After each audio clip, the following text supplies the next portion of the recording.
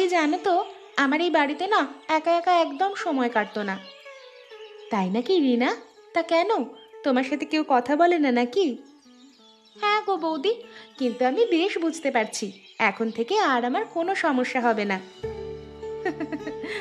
আচ্ছা, তুমি বুঝে ফেললে? কি করে বুঝলে শুনি?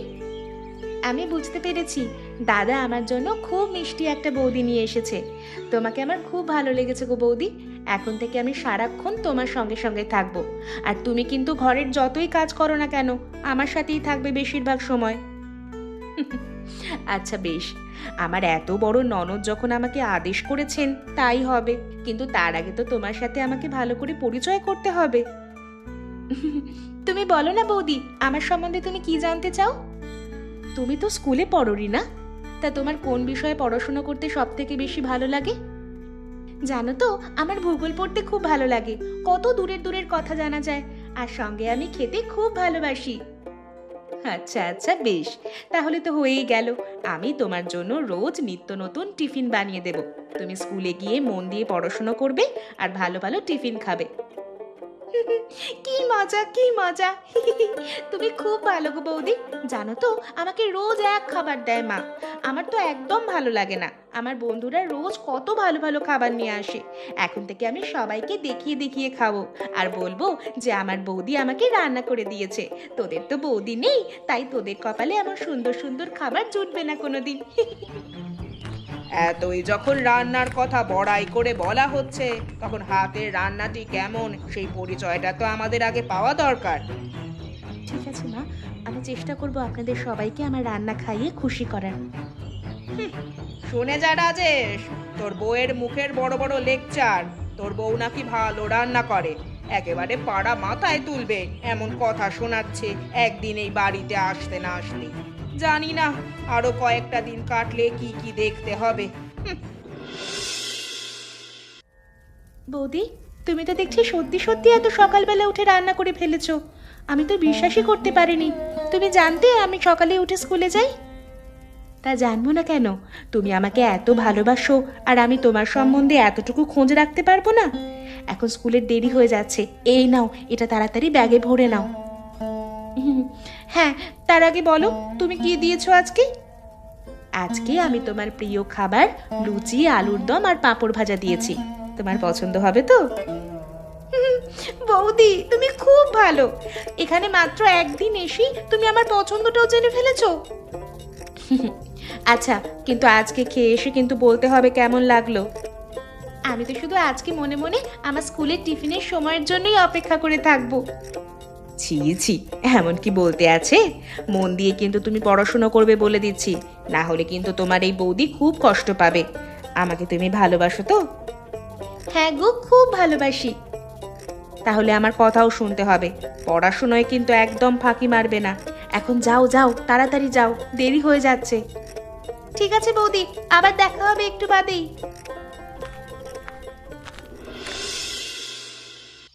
কি হয়েছে মা?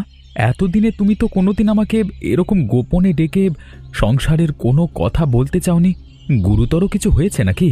আর তাছাড়া বাড়ির লোকের সামনে বলতেই বা সমস্যা কোথায়? দেখ রাজেশ, আমি এখনো এত বোকা হয়ে যাইনি যে কোন কথা গোপনে বলা দরকার আর কোন কথা সবার সামনে সেটা ঠিক করতে পারবো না। কিন্তু কথাটা কি সেটাই তো বুঝতে পারছি না মা। এত গোপনীয়তার কি আছে? ঘরে নিজের লোকেরাই যখন ঘরে সমস্যা পাকায়, তখন গোপনীয়তা তো রাখতেই হবে। প্রথমেই সন্দেহ করেছিলাম, এখন নিশ্চিত হতে পারছি যে আমি খাল কেটে ঘরে কুমির ডেকে এনেছি। কি বলছো কি তুমি মা? কেন, কেউ তোমাকে কিছু বলেছে, অপমান করেছে তোমাকে? তার থেকেও ভয়ানক কাণ্ড ঘটে চলেছে রাজেশ। তোর চোখ নেই তাই দেখতে পাচ্ছিস না। কেন দেখতে পাসনি যে রিনা সারাক্ষণ তোর বউয়ের পিছনে পিছনে ঘুরছে? আজ কি দরকার ছিল ওর অত ভালো মানুষ সেজে ভোরবেলায় উঠে ওর জন্য রান্না করে দেওয়ার? আগে যেমন ভাবে চলতো তেমন ভাবে চললে কি ওর খুব সমস্যা হচ্ছিল? এই বাড়িতে এসে থেকে কি নিজেকে মালিক ভাবতে শুরু করে দিয়েছে? হ্যাঁ মা, তুমি এতে সমস্যার কি দেখলে? আমি তো সেটাই বুঝতে পারছি না। ওরা যদি দুজনে পরস্পরের ভালো বন্ধু হয় তাহলে তো ভালোই। আর তাছাড়া রিনা ছোট মানুষ, ও এত কিছু বোঝে। পূজাও এ বাড়িতে নতুন এসেছে, ওরও একটা সঙ্গী তো দরকার সারাদিন। দেখ, আমি এত কিছু বুঝি না, তবে সংসারটা আমি খুব ভালো করেই বুঝি। আমি নিজেও এই বাড়িতে অনেক বছর আগে এরকম নতুন বউ হয়েই এসেছিলাম। কই, আমার তো কারো সাথে এরকম আলগা বিরিদ করার দরকার হয়নি। ভালো বন্ধু বলে বলে তো আমার মেয়েটাকে আমার থেকেই দূরে নিয়ে চলে যাচ্ছে। মা, তুমি তাড়াতাড়ি বড্ড বেশি ভেবে ফেলছো। পূজা ওরকম মেয়ে নয়, ও তোমার থেকে দূরে নিয়ে যাবে তুমি ভাবতে পারলে? ওকে একটু সময় দাও, দেখবে সব ঠিক হয়ে যাবে। সব ঠিক হতে হতে মেয়েটা তো আর আমার থাকবে না। সব ঠিক থাকবে মা। পূজা কাউকে দূরে সরানোর মেয়ে নয়, বরং সবাইকে নিয়ে আগলে থাকবার মেয়ে। রাত হয়েছে, খেতে এসো, আমি চললাম।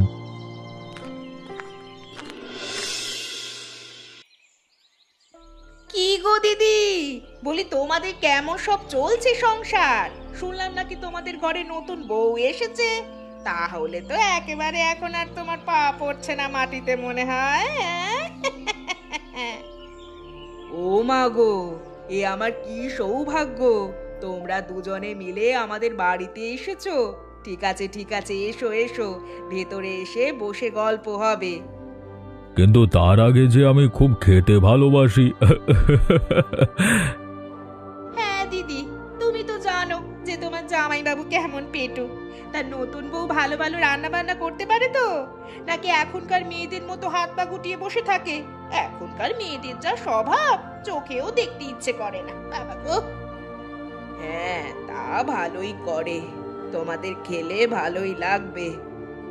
দেখেছো দেখেছো, সরলা দিদি কোনোদিন কারোর প্রশংসা করে না, কিন্তু নতুন বউ এসে কিরকম বশ করেছে দেখেছো একবার, হ্যাঁ? কেন, এতে বশ করার কি আছে শুনি? যেটা সত্যি সেটাই তো বললাম। না না না না, ব্যাপারটার মধ্যে কিছু গন্ডগোল আছে। আমার বউ তো ঠিক কথাই বলছে। তুমি তো একেবারে তোমার বৌমার নাম শুনে গলে পড়লে গো। হ্যাঁ, নিশ্চয়ই এখন অনেক আদর যত্ন দিয়ে মাথায় করে রেখেছে তার শাশুড়িকে। দেখতে পাচ্ছ না কেমন সুখে শান্তিতে আছে? আমি যা সুখে শান্তিতে আছি তা দুদিন থাকলে তোমরা নিজেরাই বুঝতে পারবে। আমাকে আর আলাদা করে বলে দিতে হবে না। এমন সুখ যে ভালোবাসা দিয়ে ওই বউ আমার রিনাকে আলাদা করে নিচ্ছে আমার থেকে। এমন সুখে রেখেছে যে ছেলে আর বউ ছাড়া অন্যদিকে মাথাই দিতে পারছে না। এমন সুখে যেন ওপরওয়ালা কাউকে না রাখে। ঠিক জানতাম। চিন্তা নেই চিন্তা নেই, এখন আমি এসে গেছি, সবাইকে একেবারে সোজা করে রাখবো। এখন চলো তো, আগে ভিতরে চলো, তারপর দেখছি তোমার সংসারের জল কতদূর গড়াচ্ছে। আবার শুরু করলো। আমি আর কি বলবো, আমার কথা কোনোদিন কানে নিয়েছে? দাদু, ও দাদু, তুমি এরকম কাশছো কেন? তোমার কি শরীর খারাপ নাকি? আর মা, বুড়ো হয়েছি, শরীর তো খারাপ হবেই। বাবারে, বয়স হলে সবাইকেই একদিন মরে যেতে হয়। আমি বেঁচে আছি এটাই অনেক। কাকা, তুমি যে কি বলো সবসময় তার ঠিক নেই। তা রিনা, তুমি রোজ তোমার টিফিন আমাদের দোকানে এসে বসে খাও, তোমার বাড়ির কেউ কিছু বলে না? কে কি বলবে? এই জায়গাটা আমার বেশ ফাঁকা ফাঁকা ভালো লাগে, তাই আমি এখানে খাই। আসলে মা, তোমাকে আর কি বলবো, এ বয়সে আমার শরীর আর চলছে না। আজকাল বড় অসুস্থ হয়ে পড়ছি, তাই হোটেল চালাতে পারছি না। হ্যাঁ, তাই হয়তো বেশি দিন তুমি এই হোটেলে বসে আর খেতে পারবে না। হ্যাঁ, কাকাকে হয়তো হোটেলটা বেচে দিতে হবে। ইচ্ছে নেই, তারপরেও করার তো কিছু নেই। না দাদু, তোমরা হোটেলটা বিক্রি করো না। হোটেল বিক্রি হয়ে গেলে আমার খুব কষ্ট হবে। আমি কত ছোটবেলা থেকে এখানে বসেই খাবার খাই। কিন্তু এটা রাখলে তো প্রতিদিন কত খরচ হয়, আর লাভ তো কিছুই হয় না। আমরা দুজনে মিলে ঠিক করে চালাতে পারছি না এখন। লোকজন তাই আসে না। খরচ জোগাড় করতে গিয়েই আমাদের অবস্থা খারাপ হয়ে যাচ্ছে। আর তাছাড়া বেচে না দিলে আমরা খাবো কি? তার থেকে বরং বেচে দিয়ে অন্য কোথাও কাজ খুঁজে নেব। রেখেও তো কিছু হচ্ছে না। একটা কথা বলবো তোমাদের। কি কথা বলবি মা তুই? আসলে আমার বৌদি না খুব ভালো রান্না করে। তোমরা যদি চাও তাহলে আমি আমার বৌদিকে গিয়ে বলবো, আমরা দুজনে মিলে তোমার এই হোটেলটা চালাবো। তোরা চালাবি? দাদু দেখেছো, আমি তো তোমাকে বলেছিলাম কেউ না কেউ নিশ্চয়ই এগিয়ে আসবে। ঠিক আছে রিনা, তুমি আজকে তোমার বৌদিকে বলো। কথাটা গোপনে বৌদিকে বলতে হবে, অন্য কেউ জানলে সর্বনাশ হয়ে যাবে। তখন আমাদের হোটেল তো চালাতেই দেবে না, উল্টে বৌদিকে কথা শোনাবে।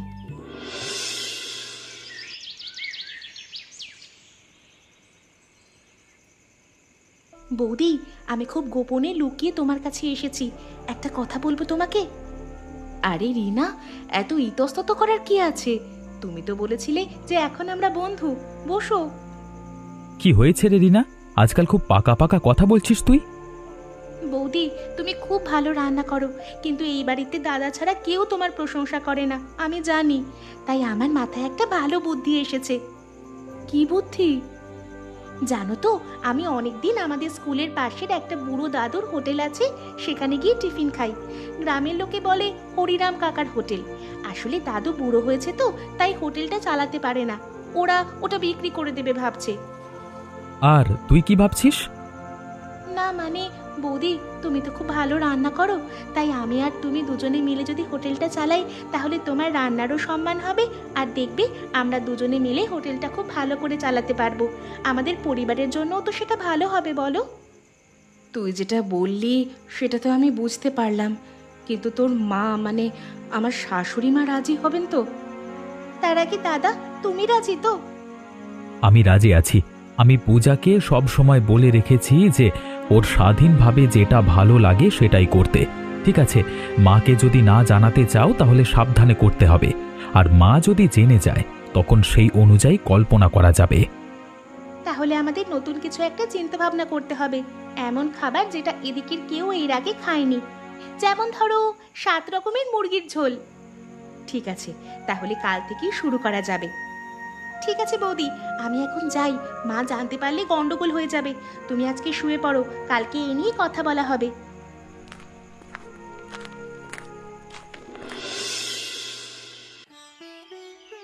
বাহ মন্টু, এই হোটেলটা তোর আবার নতুন করে শুরু করবি, এটা তো ভাবতেই পারিনি রে। খুব ভালো লাগছে দেখে, আর এত সুন্দর রান্নার গন্ধ, এই গন্ধ তো আগে বেরোতোও না। আরে এর পেছনে আমার কোনো কৃতিত্ব নাই গো, সব আমাদের এই নতুন বৌদি শুরু করেছে।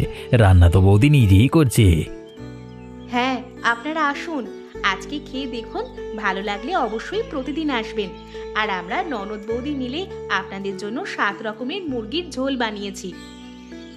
বাবা বাবা, হ্যাঁ আমি তো গ্রামে মুরগি বিক্রি করি, আমি তোমাদের মুরগি দেবো, কোনো চিন্তা করো না। হ্যাঁ হ্যাঁ হ্যাঁ।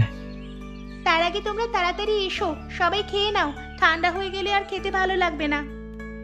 আহা, অপূর্ব স্বাদ।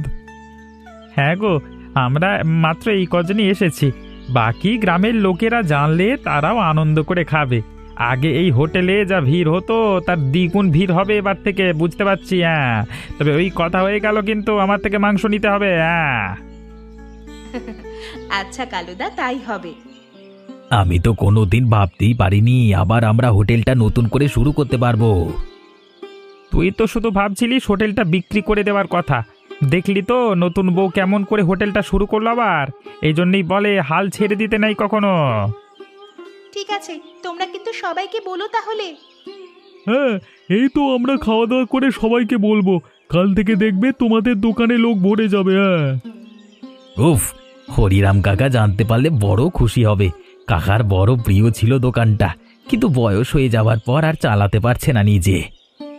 আর সেই জন্যই তো হোটেলটা শুধু আমাদের নিজেদের জন্য করিনি, বৃদ্ধ হরিরাম কাকা যাতে বয়সকালে কোনো সমস্যার মধ্যে না পড়ে সেজন্য আমাদের পাশে থাকতে হবে। সত্যি গো দিদি, আমি এই বাড়িতে এসেই বুঝেছিলাম যে ওই বউয়ের লক্ষণ ভালো নয় একদম। গ্রামে তো একেবারে চিৎকার পড়ে গেছে। হ্যাঁ জানি, এখন গ্রামের লোকজন মাথায় তুলে নাচছে, কিন্তু যা কাণ্ড করেছে এরপর তো গৃহস্থ বাড়িতে ওকে রাখা উচিত হবে না। আমি বাধা দিলে ওরা কি আর শুনবে? আর তাছাড়া আমিও ভাবনা চিন্তা করে দেখলাম, আমার ছেলে যখন কোনো আপত্তি নেই তখন আমি আর কি বলবো। আর তাছাড়া গ্রামের লোক যখন এত প্রশংসা করছে আমাদের নামে, তখন সমস্যা কোথায়? ভালো কাজই তো করছে। ভালো কাজ করছে? তুমি এটা বলতে পারলে? নাকি ওই বউ তোমার ওপর কোনো জাদু করেছে? তোমার তো দেখছি অধঃপতন হচ্ছে গো। কি বলছো কি তুমি কমলা? বলবো না কেন? তোমার চোখ নেই নাকি? দেখতে পাচ্ছ না তোমার মেয়েটা ওই বউয়ের পাল্লায় পড়ে ভুল রাস্তায় যাচ্ছে? আমি এখনো বলে দিচ্ছি যে যদি ওই মেয়ের ভালো চাও তাহলে এখনই আটকাও। সেটা তো আমার নজরেও পড়েছে, কিন্তু আমি কি করব? তোমার দ্বারা কিচ্ছু হবে না, ও আমি বুঝতে পারছি।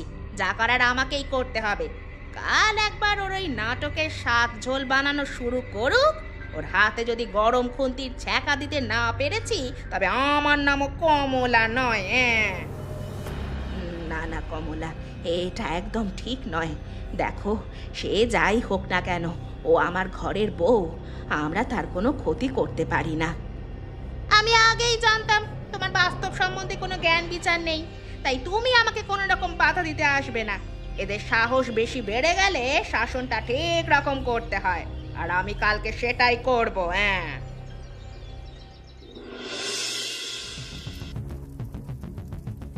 আজকে ওই মেয়ে ছেলেটাকে পেয়েছি একেবারে বাগে। আর যদি ওকে পুড়িয়ে হাতের ছাল চামড়া তুলে ফেলতে না পেরেছি, তবে আমার নাম কমলা নয়। মন দিয়ে রান্না করা হচ্ছে না, নাম কামাবে বাজারে বসে। দেখাচ্ছি মজা। কি করছো? কি করছো তুমি পিসি? তোমার লজ্জা করছে না? ওরে বাবা, কাল রাতে তাহলে ঠিক শুনেছিলাম। আমি তো নিজের কানকেই বিশ্বাস করতে পারছিলাম না। আর আজ তুমি সত্যি সত্যি আমার হাত পুড়িয়ে দেওয়ার জন্য গরম খুন্তি নিয়ে এসেছো পিসি। শাস্তি যদি পেতেই হয় তবে শাস্তি পাবে আজকে তুমি। দাদা, দাদা এসে দেখে যাও, বৌদির হাত পুড়িয়ে দেওয়ার চেষ্টা করছিল এই পিসি। কি হয়েছে? কি হয়েছে? কি হয়েছে এটাই। এই চর যদি আমি আগে মারতাম, তাহলে আজকের এই দিন এসে উপস্থিত হতো না। আমি নিজেও অনেক ভুল করেছি, তবে বউয়ের কোনো ক্ষতি করার চিন্তা কোনোদিন মাথাতেও আসেনি আমার। আর তুই আমার বাড়িতে দুদিনের জন্য থাকতে এসে আমার বউয়ের হাত পুড়িয়ে দিচ্ছিস? এত বড় সাহস তোর! কি বললে? তুমি হাত পুড়িয়ে দিতে গিয়েছিলে কমলা পিসি? দেখো মা, আমি এ বাড়িতে অনেক কথা শুনেছি এই পিসির নামে, কিন্তু এরপর থেকে যদি এ বাড়িতে রাখো ওকে, তাহলে আমি আর থাকবো না এ বাড়িতে। এমন ছোট লোক মহিলাকে কোনো সংসারে থাকতে দেওয়া উচিত নয়। তোরা ভুল বুঝছিস বাবা, আমি আসলে তেমনটা করতে চাইনি। তুমি যে কি করতে চেয়েছিলে আর কি করতে চাওনি, সেটা আমি চোখের সামনে দেখতে পাচ্ছি। এত বড় ষড়যন্ত্র! কালকে যখন আমাকে কথাগুলো বলছিল, তখনই ভেবেছিলাম হয়তো মাথা গরম করে বলছে, কিন্তু আজকে দেখছি সত্যি সত্যি করতে এসেছে। ওদের ক্ষমা করে দাও, আমরা এই মুহূর্তে চলে যাচ্ছি। আসলে আমি কোনোদিন নিজের বউয়ের বিরুদ্ধে কোনো কিছু বলতে পারিনি, তো তাই প্রশ্রয় পেতে পেতে আজকে এরকম একটা জায়গায় গিয়ে পৌঁছেছে। আমাদের ক্ষমা করে দিও, ক্ষমা করে দিও। তুমি কি আরো নাটক করবে, নাকি এখান থেকে যাবে এখন আমার সাথে? বৌমা, তোমাকে একটা কথা বলতে এলাম। হ্যাঁ কাকা, বসুন। কি বলবেন বলুন। দেখো বৌমা, হয়তো তুমি শাশুড়ি হিসেবে তোমার বউয়ের উপর রাগ করেছো, কিন্তু ও আসলে গ্রামের সবার এবং আমার শেষ বয়সের অনেক ভালো কাজ করেছে। ও যদি আমার হোটেলটা না চালাতো, তাহলে হয়তো এই পুরো বয়সে হোটেল বিক্রি করে আমাকে না খেতে পেয়ে মরতে হতো। আর তাছাড়া গ্রামের মানুষদের কথাটা একবার ভেবে দেখো। তারা সারা দিন মাঠে ঘাটে এত পরিশ্রম করে, কিন্তু ভালো খাবার পায় না। এখন থেকে তো অন্তত তারা ভালো খাবারটুকু সস্তায় পাবে। আমি জানি কাকা, আর সেই জন্যই তোকে বলেছিলাম হোটেলটা শুরু করতে। আসলে কমলা ওরকম একটা কাণ্ড করার পর থেকে আমার নিজের ভিতরে অনেক অনুশোচনা হচ্ছে, কিন্তু আমি মুখ ফুটে বলতে পারিনি। এখন তোমরা সবাই আছো তাই বলছি যে আমি আসলে ক্ষমা চাইছি বৌমা তোমার কাছে। তোমার ওপরে অনেক অযথা অত্যাচার বা অনেক খারাপ কথা আমি বলেছি, কিন্তু বিশ্বাস করো আমি এখন নিজের ভুল বুঝতে পেরেছি। থাক মা, এখন ওসব পুরনো কথা আলোচনা করে লাভ নেই। আমরা এখন থেকে মিলেমিশে সবাই একসঙ্গে থাকবো, সেটাই অনেক। হ্যাঁ, এখন থেকে আমরা সবাই মিলে আনন্দ করে 7 রকমের মুরগির ঝোল খাবো। তাহলে দেখেছো তো, লোকের সর্বনাশ করলে ঘর থেকে ওরকম ভাবেই চলে যেতে হবে অপমানিত হয়ে। আচ্ছা, তোমরা বলতে পারবে আমার পড়াশোনার প্রিয় বিষয়বস্তু কি? উত্তরটা কিন্তু তোমরা কমেন্ট করে জানিও। আর আমাদের চ্যানেলটা অবশ্যই সাবস্ক্রাইব করো এবং গল্পটা বন্ধুদের সাথে শেয়ার করতে ভুলো না যেন।